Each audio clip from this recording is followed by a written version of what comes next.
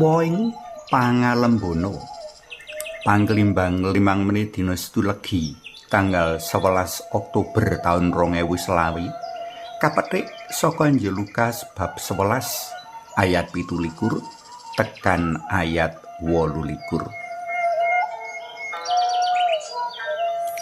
Menawa tuhu ing pamrayogane pasaman suci apese ketuk minggu kapindho Oktober iki, saben warga pasaman suci padha asung puji marang Ibu Kenya Maria kaping 100. Durung menawa saben dina rak matikel-tikel to cacah anggone asung puji marang panjenengane.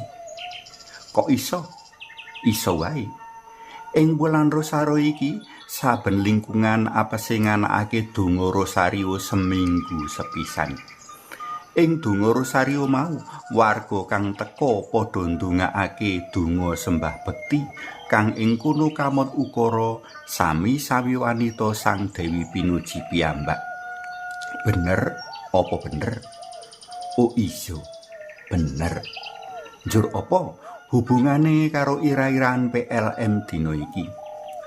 Ukara sami-sami wanita Sang Dewi Pinuji piyambak mujudake pangalembono marang Jeng Ibu Maria.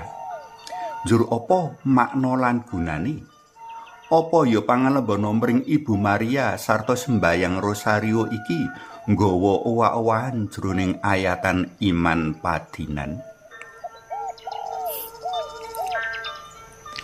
Santo Lukas sing waosan dina iki ngaturake paseksen bab anane sawijining wanita kang ngalembono Ibu Kenya Maria.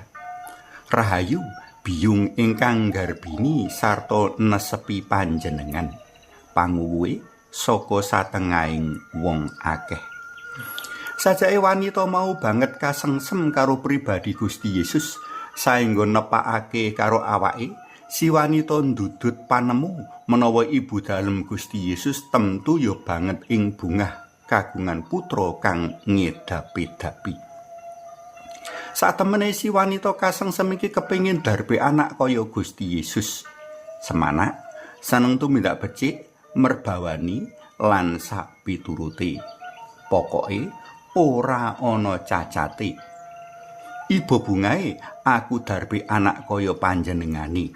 Mengkono kira-kira usi ing atine. Nanging kaya-kaya selak kahanan, Gusti Yesus malah paring wangsulan. Luwih rahayu wong kang ngrungokake sabda dalem Gusti lan ngestokake